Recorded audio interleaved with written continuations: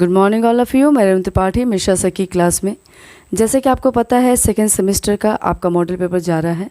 हर एक पेपर का मैं मॉडल पेपर बना रही हूँ। आज आप लोग बीएड सेकेंड सेमेस्टर का समावेशी शिक्षा के मूल तत्व जो कि आपका फंडामेंटल ऑफ इंक्लूसिव एजुकेशन है, आपका क्या है, ये 109A है, यानी फंडामेंटल ऑफ इंक्लूसिव एजुकेशन। इसमें भी 3 पार्ट है, आपको पता है, खंड क, ख और ग होगा। इसमें हम लोग देखेंगे आपके एक्स्ट्रा क्वेश्चंस भी देखेंगे। आप लोग वीडियो को लास्ट तक ज़रूर देखिएगा। आप लोग इसका नोट्स बना लेंगे ताकि आपको पेपर देते समय कोई दिक्कत ना आए। चलिए स्टार्ट करते हैं। वैसे मैं इसमें से बहुत सारे क्वेश्चन पढ़ा चुकी हूँ, आपको डिस्क्रिप्शन बॉक्स में भी मिल जाएगा।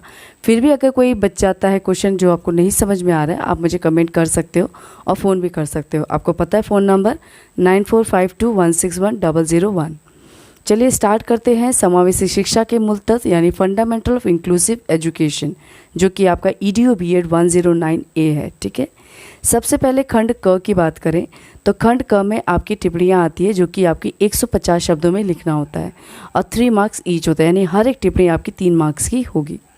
इसमें सबसे पहला हम देख लेते हैं कि कौन सा आपका टिप्पणी होगा। सबसे पहले हमारा टिप्पणी आ जाएगा विकलांग संस्थान केंद्र, यानी आपको पता होना चाहिए कितने विकलांग संस्थान केंद्र हैं, कहाँ कहाँ पर है, ये आपको पता होना चाहिए। जैसे आपको पता है विकलांगों के लिए राष्ट्रीय संस्थान बनाए गए हैं। जैसे आपका है राष्ट्रीय दृष्टि दिव्यांगजन, हम अब विकलांगता की जगह दिव्यांगजन भी कहते हैं, ठीक है ना। अब हमारा क्या हो गया, दिव्यांगजन। अब हम विकलांगता नहीं बोलते हैं, दिव्यांगजन बोलते हैं। तो आपका पहला जो संस्थान है राष्ट्रीय दृष्टि दिव्यांगजन सशक्तिकरण संस्थान, ये कहाँ पर, आपका देहरादून में, जिसे हम शॉर्ट फॉर्म में NIEPVD बोलते हैं। ठीक है, इसके बाद से आपका सिकंदराबाद में राष्ट्रीय बौद्धिक दिव्यांगजन सशक्तिकरण संस्थान है, ये आपके राष्ट्रीय संस्थान है।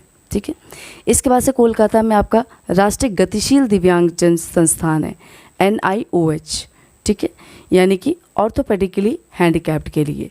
फिर आपका आ जाता है मुंबई में भी आपका कौन सा है, AYJNISHD, जिसे हम Ali Yavar Jung national institute for the hearing handicappeds बोलते हैं, यानी कि श्रवण बाधित बच्चों के लिए जो संस्थान है वो मुंबई में है।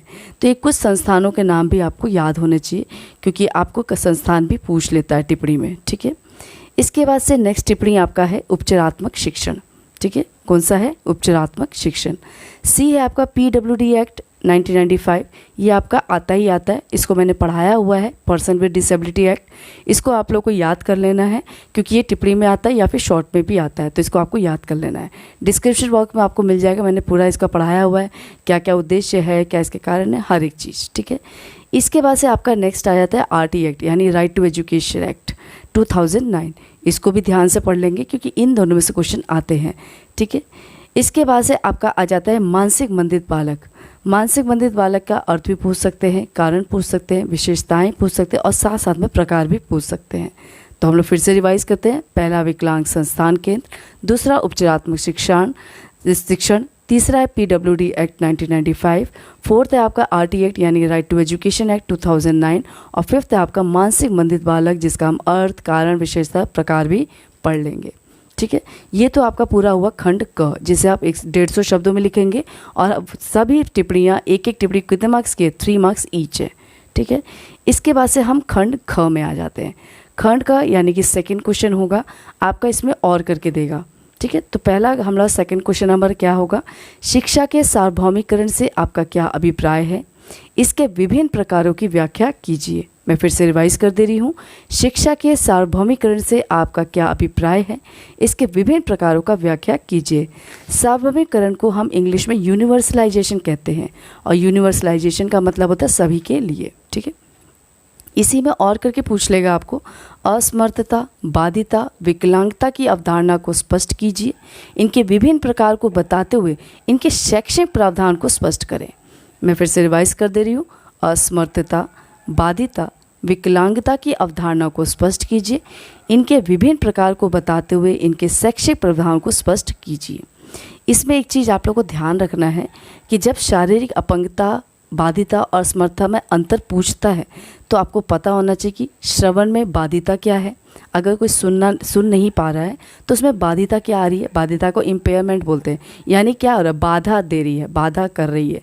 उसके बाद से डिसेबिलिटी यानी कि असमर्थता, यानी वो समर्थ नहीं है कोई भी कार्य करने में। फिर आता है हैंडीकैप्ड यानी कि अपंगता। अपंगता यानी कि वो काम कर नहीं पा रहा है, वो अपंग है उस चीज़ के लिए।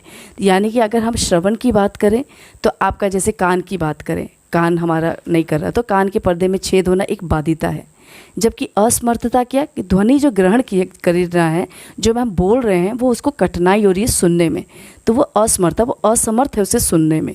बाद में अगर हम बात करते अपंगता की, यानी अपंगता यानी कि सुनने में वो असमर्थ होने लगता है, यानी जैसे कि कोई चीज़ आपकी है नहीं, यानी वो कान से बिल्कुल बाधित है, ठीक है। तो वो अपंगता में यानी कि वो चीज़ है ही नहीं, यानी सुनने में वो असमर्थ है, ठीक है। ऐसे अगर हम दृष्टि की बात करें यानी कि हमारी आंखों की बात करें तो उसमें बाधिता क्या हो जाएगी, आंख का टेढ़ा होना या तिरछा होना, ये आपकी बाधिता है, यानी वो बाधा उत्पन्न कर रही है देखने में।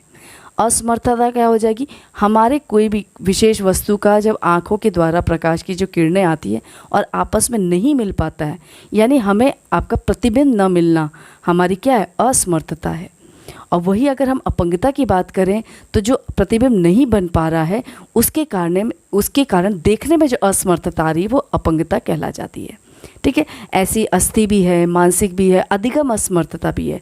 अधिगम असमर्थता यानी लर्निंग डिसेबिलिटी है, जो पढ़ने में जो आ रहा है वो असमर्थ है।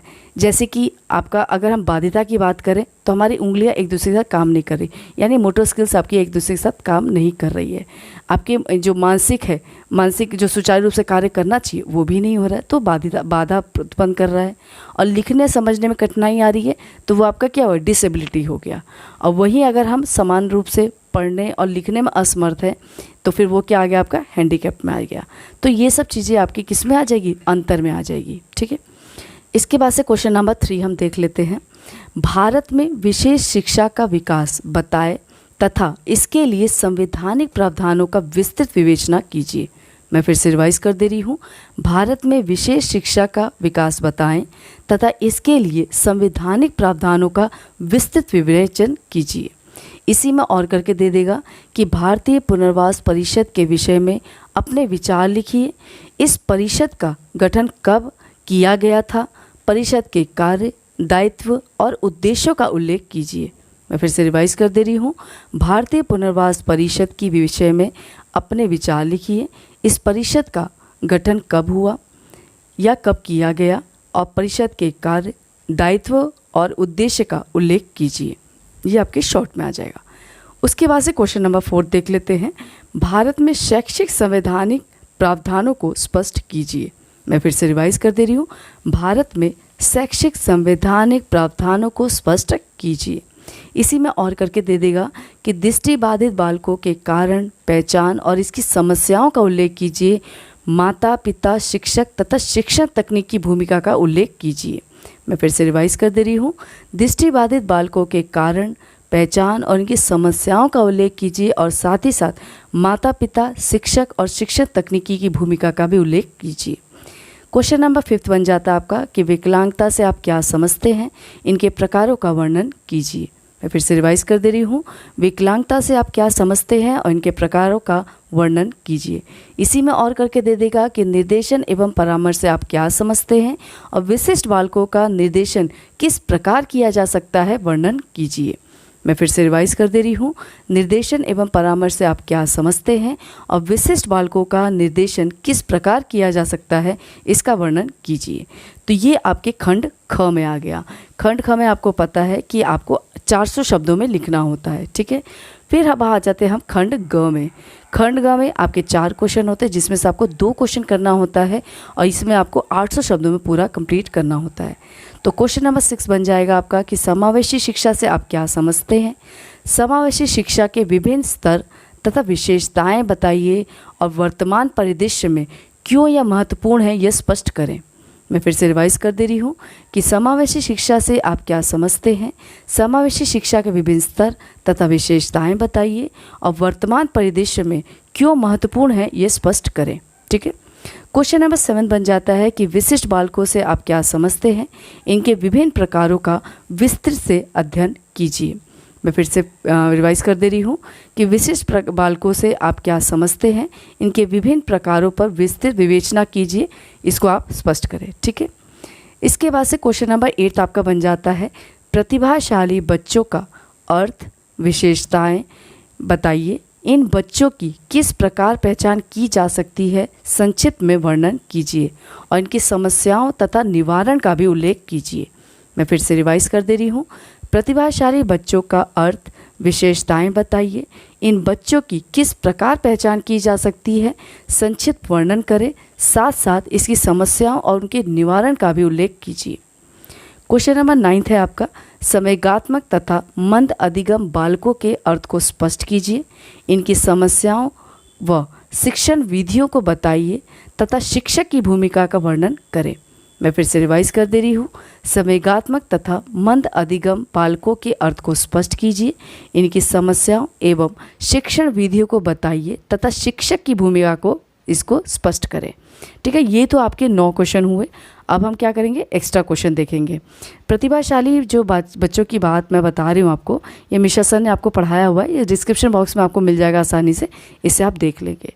अब हम एक्स्ट्रा क्वेश्चन पे आते हैं। एक्स्ट्रा क्वेश्चन में हम देख सकते हैं कि आपका संसाधन कक्ष पे क्वेश्चन आता है, यानी कि रिसोर्स क्लास, ठीक है ना। तो ये आपको आएगा संसाधन कक्ष। संसाधन कक्ष में उसका अर्थ, उसका उपयोग आ सकता है। फिर आपका है अपराधी बालक पे भी आ जाएगा, NEP 1986 पे आ जाएगा। फिर कम से कम प्रतिबंधात्मक वातावरण, जो कि आपका LRE है, लिस्ट रिस्ट्रिक्टिव इन्वायरमेंट, कम से कम प्रतिबंधात्मक वातावरण। इसका मतलब क्या होता है, बच्चों को बाधित नहीं करना है, उस पर प्रतिबंध नहीं लगाना है, कम से कम प्रतिबंध लगाना है। ठीक है, आपके कौन कौन से क्वेश्चन बन गए आपके, देखिए मेन आप देख सकते हैं। आपका विकलांग संस्थान केंद्र पता होना चाहिए, उपचारात्मक शिक्षण क्या है ये पता होना चाहिए, संसाधन कक्ष के बारे में पता होना चाहिए, उसका अर्थ, उसका उपयोग पता होना चाहिए, पर्सन विद डिसेबिलिटी एक्ट ये भी आपको पता होना चाहिए, 1995 PWD एक्ट, फिर RT एक्ट यानी right to education act 2009, NEP 1986, अपराधी बालक, कम से कम प्रतिबंधात्मक वातावरण और मानसिक मंदित बालक के बारे में उसका अर्थ, कारण और विशेषताएं भी पता होनी चाहिए। तो ये तो रहा आपका समावेशी शिक्षा के मूल तत्व के कुछ मॉडल पेपर के क्वेश्चन।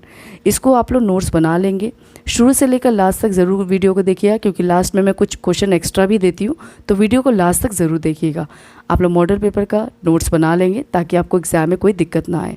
इसके बाद से भी अगर कोई क्वेश्चन आपको पूछना है तो आप मुझे कमेंट कर सकते हैं। अगर मेरा प्रयास अच्छा लगे तो इसे शेयर कीजिए, लाइक कीजिए, कमेंट ज़रूर कीजिए। तब तक के लिए धन्यवाद।